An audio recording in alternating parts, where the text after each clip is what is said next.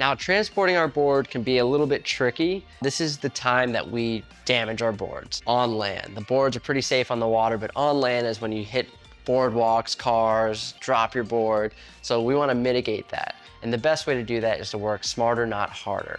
One, we want to take our batteries out of the board when we transport them. When we bring our board down on the beach, we'll bring the board down first. We'll go back to the car, grab the battery, and then put the battery into the board. Same thing when we're egressing and we're coming out from the water. We want to bring our battery back to the vehicle and then bring our board to the vehicle.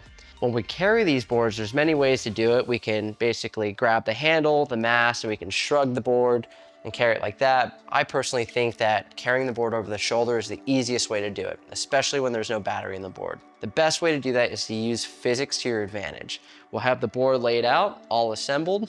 Let's say we've just put our mast on the board and the board's upside down. The best way to actually get it to right side up is to roll the board over on its side, and then we'll grab the mast, we'll grab the back of the board, and we'll roll it onto the nose. You never want to pick up the entire board and try to move it. You want to basically roll it along the edges, get it to right side up. Now when the board's right side up, we're gonna grab the bottom of the fuselage towards the tail, and we're gonna basically walk the board up onto its nose. Once the board's on its nose, we can climb underneath, get our hand in place right over our shoulder, right where the mast meets the board, and we can use our hand as a pad.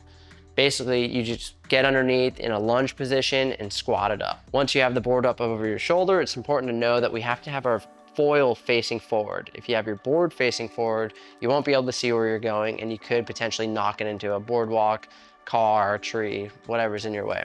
So having the foil in front of you allows you to see where you're going and allows you to get through tight spaces. Now that you have the board over the shoulder and you're walking down the beach, take your time. Sometimes deep sand can twist knees and ankles. We've seen that happen before, so really take your time as you're walking down to the beach. Once you get down to the water's edge, all you have to do is a slight lunge. So lunge all the way down to the ground, put your knee in the sand, and you should be able to tap the nose of the board and then the wing down and set it down nice and easy. Now, when bringing the board with the battery into the water, it's a little bit heavier. So the idea is to roll it on its side, grab the handle, grab the mast, and we'll do that shrug walk into the water.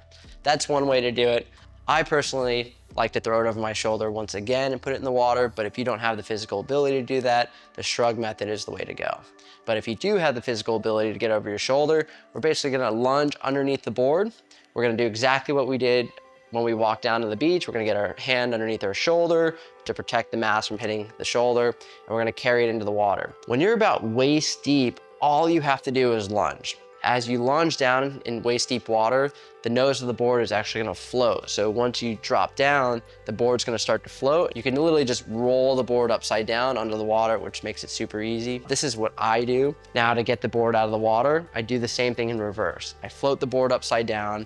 I put my hand at the bottom of the mast, getting ready to basically throw it over my shoulder, and I'll just roll the board over onto my shoulder in a lunge position, and I'll stand up. Mind you that we are in waist deep water. We'll get the board back over the shoulder, walk to the shoreline, do a lunge down, and that allows you to put the board on the sand. And then when you go back to the car, we're gonna remove the battery, carry the battery back to the car, and then we'll grab the board, same way we did coming to the beach, over the shoulder, and have a safe walk back. And that's pretty much for transporting. Just remember to take your time, work smarter, not harder, use physics to your advantage, and good luck transporting your equipment.